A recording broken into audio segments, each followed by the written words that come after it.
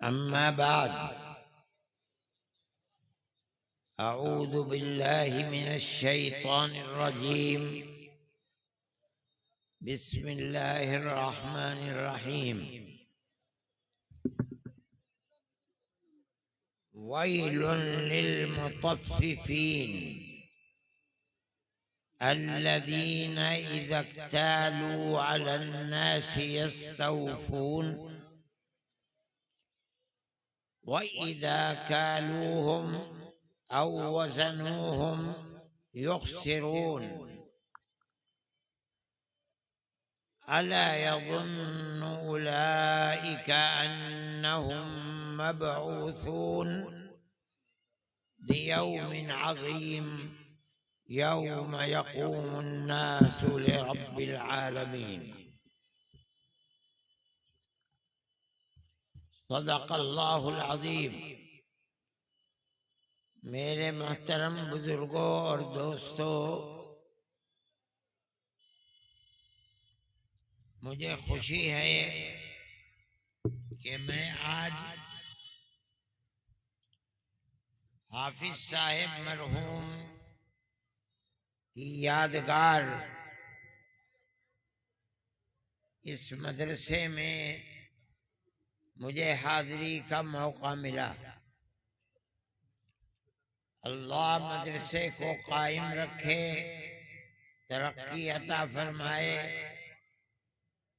और हाफिज साहिब मरहूम के दरजात को अल्लाह बुलंद फरमाए।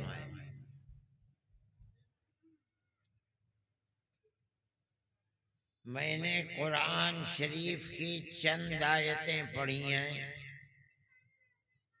आखिरी सिपारे की आयतें हैं। अल्लाह ताला फरमाता है वैलुन लिल मुतफ्फिफीन, तत्फीफ का पाप करने वालों के लिए बड़ी बर्बादी है। दूसरा तर्जुमा, वैल जहन्नम में एक खास जगह है जिसका नाम वैल है।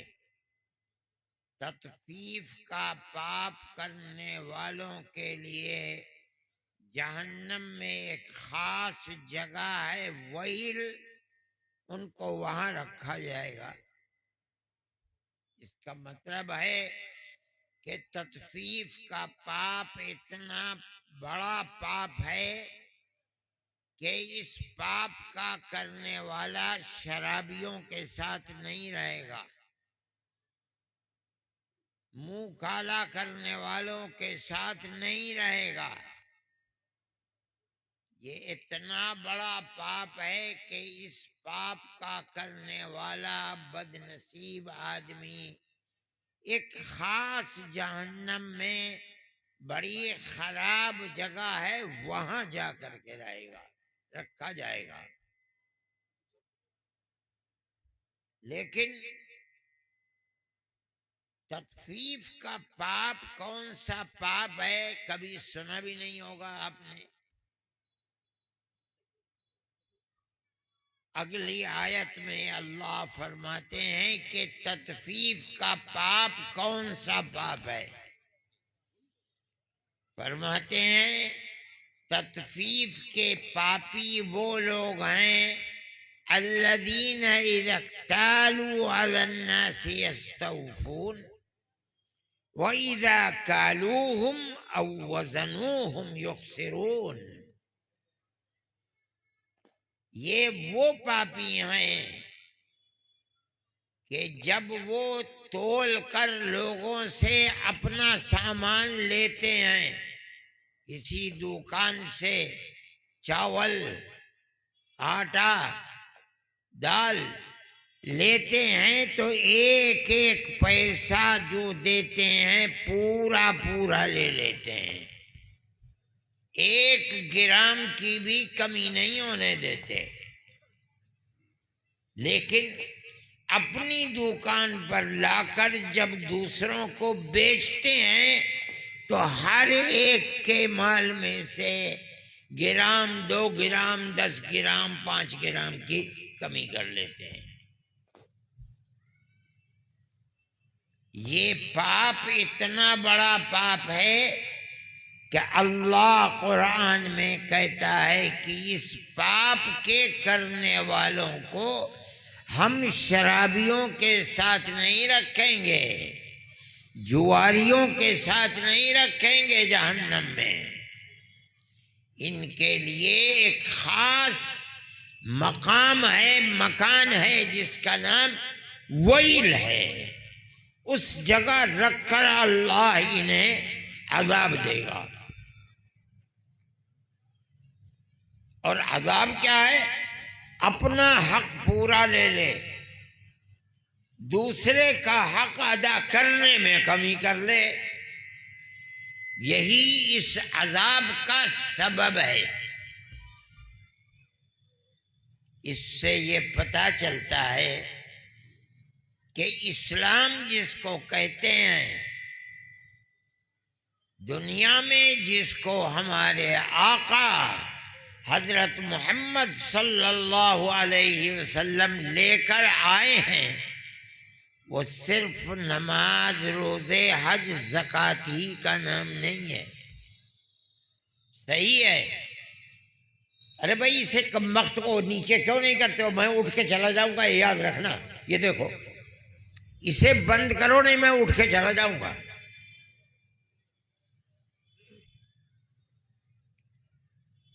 इस्लाम जिस मजहब का नाम है, उस मजहब के अंदर जिस तरह रोजा, नमाज, हज, ज़कात जरूरी है, इसी तरह व्यवहार, रहन सहन, आपस में माल लेना और माल का देना, खरीदना और बेचना, इसकी भी इतनी अहमियत है कि चाहे हर साल हज करता हो, तहज्जुद पढ़ता हो, ज़कात देता हो, सब कुछ करता हो, लेकिन अगर अपना हक पूरा लेकर दूसरे के हक में कटौती करता है, तो कुरान कहता है कि इसके लिए वैल है। जहन्नम की वो खास जगह है जहां रखकर इसको अज़ाब दिया जाएगा। इस पर गौर करो।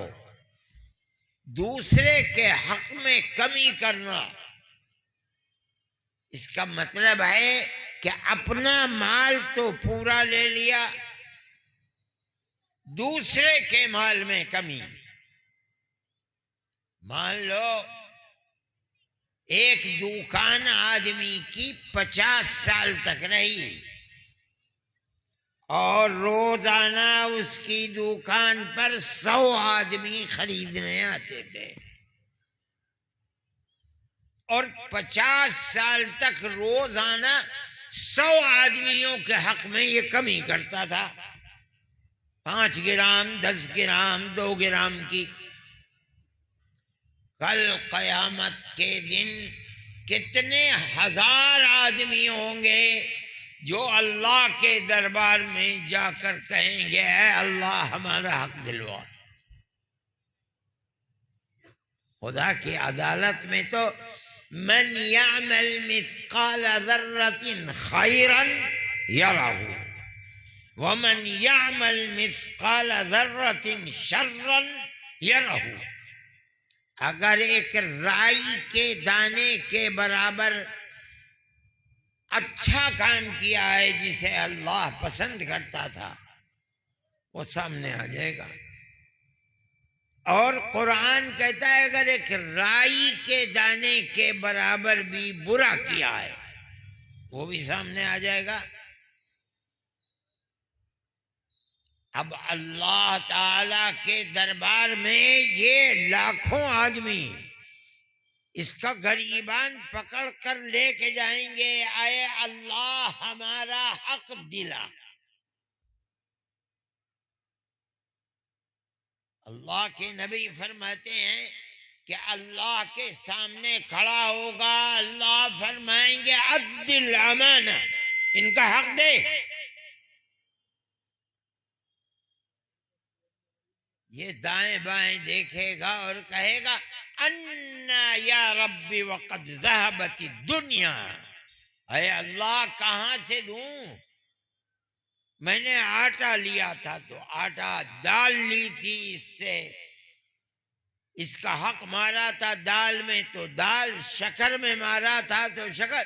दुनिया खत्म हो गई, कुछ यहाँ नहीं है, नजर नहीं आता, कहां से दूं? अल्लाह को इतना गुस्सा होगा, इतना गुस्सा होगा। दूसरी मर्तबा फरमाएंगे हम कुछ नहीं सुनते, अद्दिल अमाना, इसका हक दे।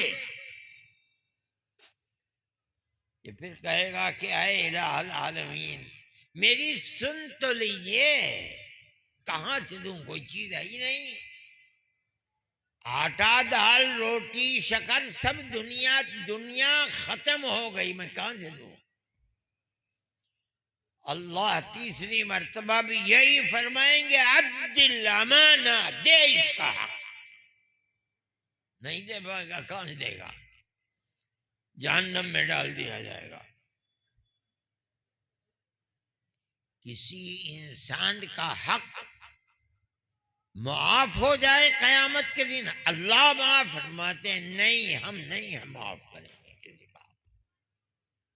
जिसका हक था वही माफ कर दे, उसका हक था। लेकिन अल्लाह से कहे कोई कि अल्लाह माफ फरमा दे, ये नहीं होगा।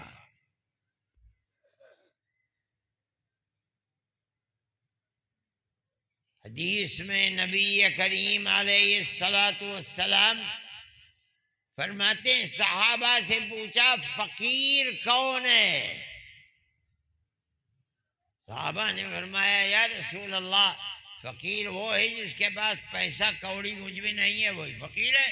फरमाया नहीं, मेरी उम्मत में दर हकीकत फकीर वो होगा कयामत के दिन जो नमाजें भी लेके आया, हज भी लेके आया दुनिया से, ज़कात और सदकात भी लेके आया, रोजे भी लेके आया, लेकिन इसका हक छीना था, इसकी जमीन छीनी थी, इसका दिल दुखाया था, इसे कत्ल किया था, इसका माल लिया था। एक खल्क़े खुदा आएगी पीछे पीछे, अरे अल्लाह हमारा हक दिला। इसके माल में हक दिला हमारा। किसी को इसके नमाज में से उसका हक दे दिया जाएगा, इसके रोजों में से हक दे दिया जाएगा, इसके सदक़े में से हक दे दिया जाएगा, हज में से हक दे दिया जाएगा। अगर सबका चुकता हो गया, चलो छुट्टी मिली।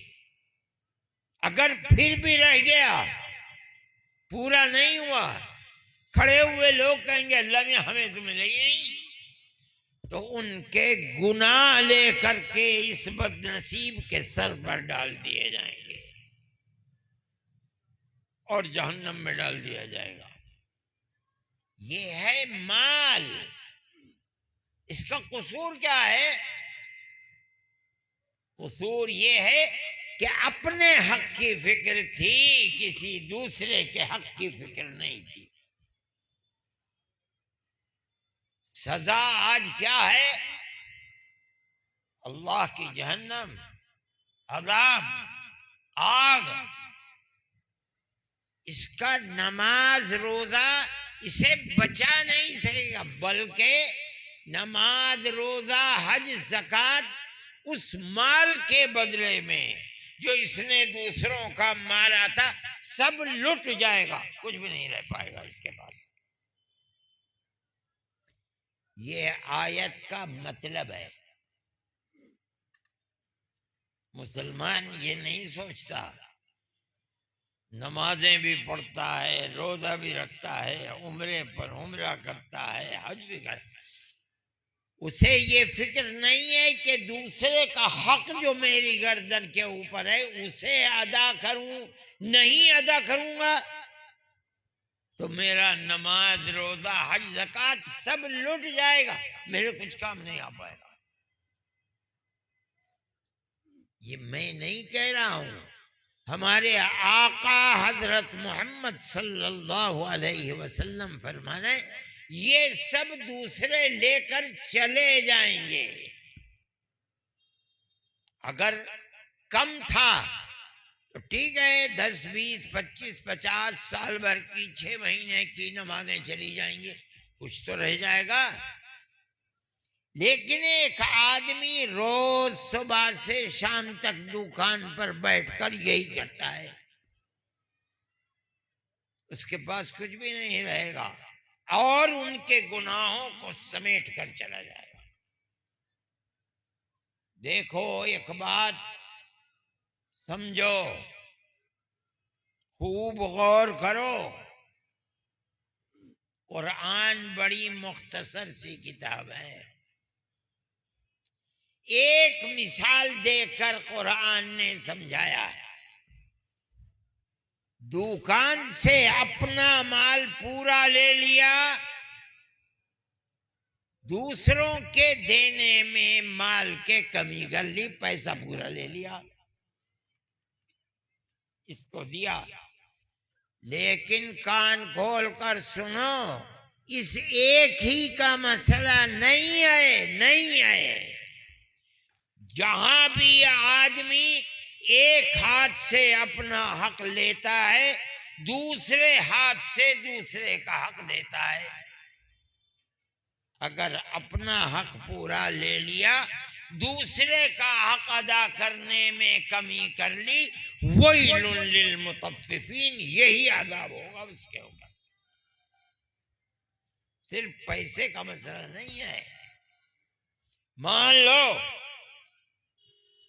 जवान औलाद ने अपनी माँ और बाप से अपना हक पूरा ले लिया, माँ ने अपनी छाती से दूध पिलाकर इसे खड़ा कर दिया, बाप ने अपनी सारी जिंदगी की कमाई खर्च करके जवान कर दिया, जवान हो गया, माँ बाप का हक अदा नहीं कर रहा है, इसको वैलुन लिल मुतफ्फिफीन, तत्फीफ का पाप है। कल कयामत के दिन वैल में रह करके जहन्नम में अज़ाब भुगतेगा।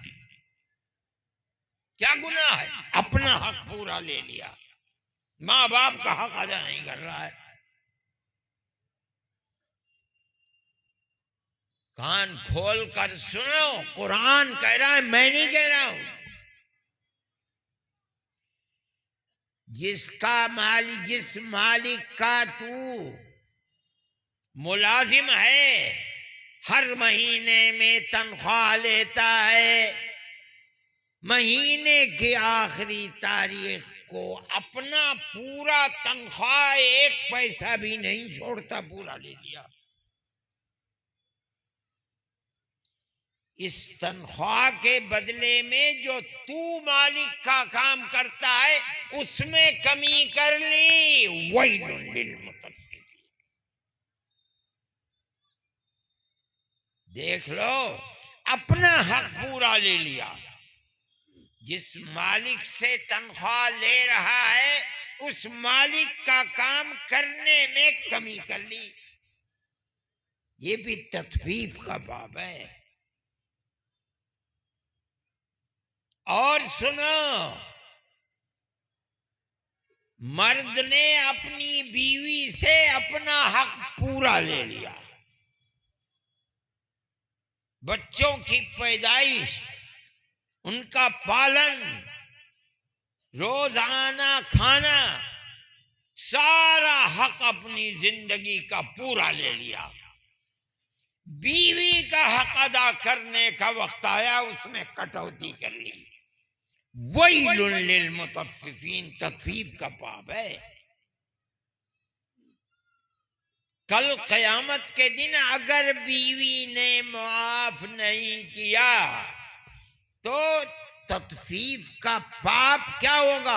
वहील, जहन्नम में जो एक वादी है, जगह है, वहील, उसी सजा को भुगतना होगा। ओए बदनसीब आदमी, ये देखो बेखैर, उठ वहां से, उठ उठ वहां से। नहीं, मैं उठ के चला जाऊंगा, चल यहां से, बेगैरत कहीं का।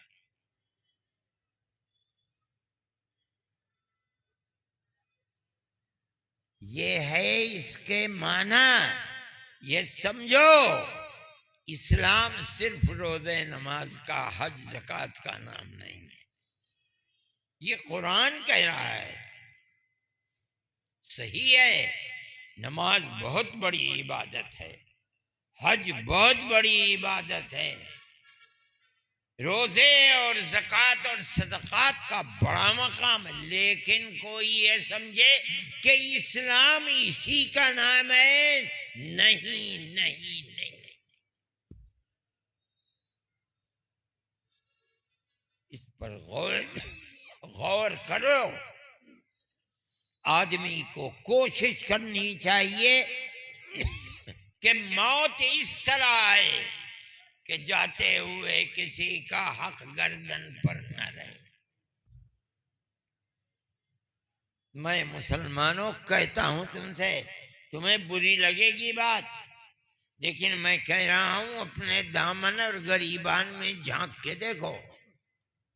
शायद ही कोई खुशनसीब घर ऐसा होगा जिसमें बच्चियों का हक और मर्द बहनों के हक को दे देता हो।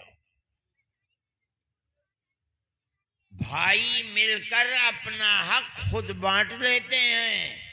बाप भी ऐसे जाहिल होते हैं, शादी ब्याह कर दिया, हक अदा कर दिया। अरे जाहिल आदमी, ये वरासत नहीं है जो तूने अपनी जिंदगी में दी है, तेरा माल था, चाहे जिसे दे दे। वरासत कहा जाता है जो तू मर के माल, जमीन, घर बार छोड़ के जा रहा है, इसमें अल्लाह ने तेरी बच्चियों का भी हक रखा है। नहीं देगा, कल खुदा के दरबार में ये बहन ही तेरी एक है, अल्लाह इस बाप ने मेरा हक नहीं दिया था, इस भाई ने मेरा हक नहीं दिया, मेरा हक दिलवा। और खुदा की अदालत वो अदालत है, देना पड़ेगा, बगैर दे निकल नहीं सकता है। ये इस कुरान की आयतों का मतलब है। खूब गौर से सुनो, हक ऐसी चीज है, छूट नहीं सकता। नबी करीम अलैहिस्सलातु वस्सलाम के सामने एक सहाबी मर गए, जनाजा आया। जनाजे की नमाज पढ़ने से पहले अल्लाह के नबी ने पूछा कि इस जनाजे वाले जिसका जनाजा है ये मरा है, क्या ये किसी का मकरूज था? सहाबा खड़े हुए थे, सबने कहा या रसूल अल्लाह, ये किसी का मकरूज नहीं था। आप आगे बढ़े और आपने नमाज जनाजा पढ़ा दी। थोड़ी देर में दूसरा जनाजा आ गया, आपने फिर वही सवाल किया, ये मरा है, किसी का हक तो इसकी गर्दन में नहीं है, कर्ज का हक। किसी ने कहा या रसूल अल्लाह, ये मकरूज मरा है। फरमाया तुम नमाज जनाजा पढ़ो, मैं इसकी नमाज जनाजा नहीं पढ़ूंगा। क्यों? इसकी गर्दन पर दूसरे का हक है, ये मरा है, दूसरे का हक इसकी गर्दन पर था। क्या था? माल था, ये भी नहीं मालूम कि 1000 थे, 100 थे या 2-4 थे, था क्या, इससे कोई बहस नहीं। इस मरने वाले सहाबी की गर्दन पर दूसरे का हक है। फरमाया तुम नमाज पढ़ो, मैं नहीं पढ़ता। एक सहाबी हैं हजरत अबू कतादा रजी अल्लाह ताला अन्हु, वो खड़े हुए, या रसूल अल्लाह दैनुहु अलैया, इसका कर्ज मेरी गर्दन पर है, मैं अदा करूंगा। अब अल्लाह का नबी आगे बढ़ता है और नमाज जनाजा पढ़ता है। ये इंसान का हक है। मुसलमान आदमी के हक को कुछ नहीं समझता। याद रखना, मौत के बाद उस शख्स के लिए जन्नत के दरवाजे बंद हैं जिसने किसी दूसरे का हक ले रखा है। कल क़यामत के दिन देना ही पड़ेगा। सारी नमाज, सारे चिल्ले, सब कुछ धरे के धरे रह जाएंगे। क्यों? दूसरे का हक नहीं दिया। मेरे भाई, मदरसा है, मदरसे में यही तालीम तो दी जाती है। जो आदमी जिंदा है उसके ऊपर किसी अपने भाई बहन अजीज रिश्तेदार, अपने या पराए का, मैं कहता हूं हिंदू का या मुसलमान का, किसी का हक है। खुदा जाने किसी दिन मौत आ जाए, किस वक्त मौत आ जाए, बगैर किसी अदना से तकल्लुफ और देर के उसके हक को अदा कर लो।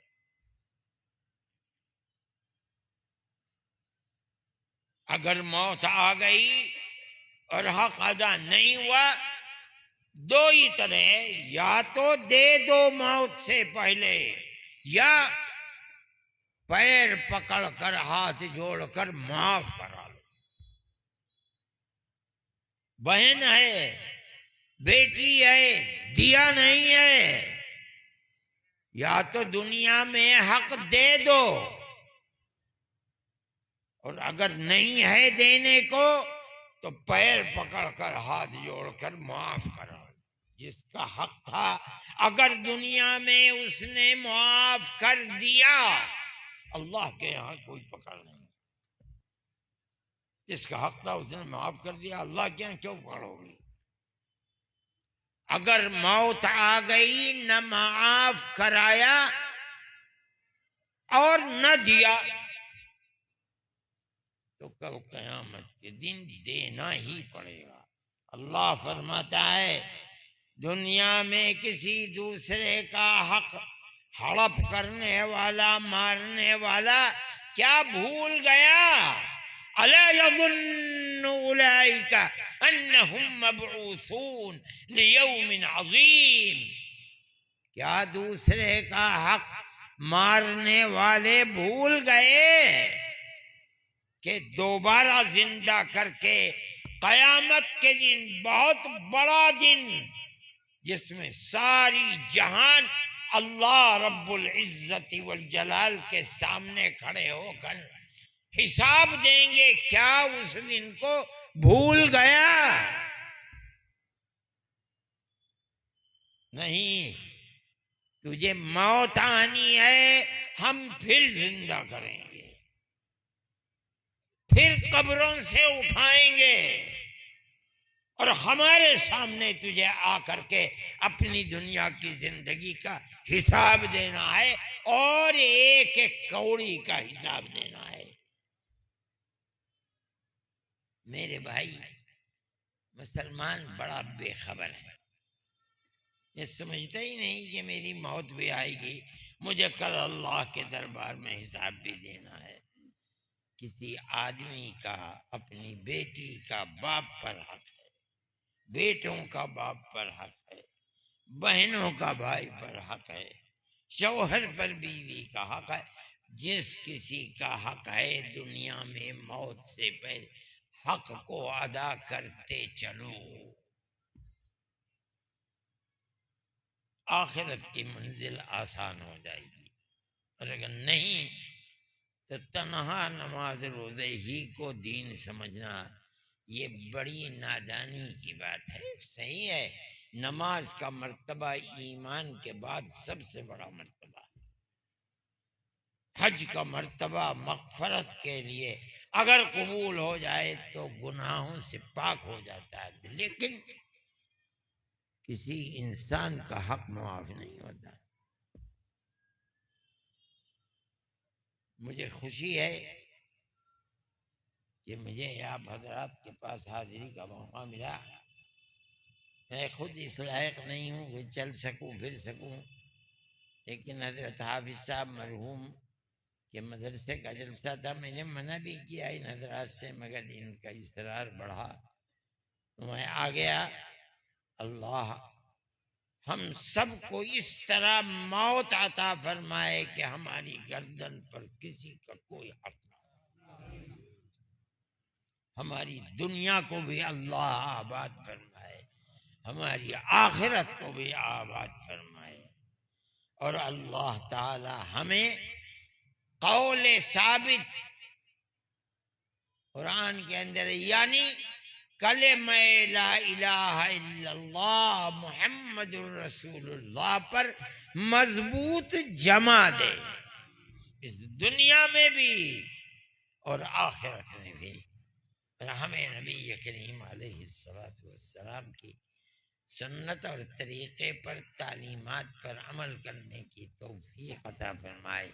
व आखिर दावाना अनिल हम्दुलिल्लाहि रब्बिल आलमीन।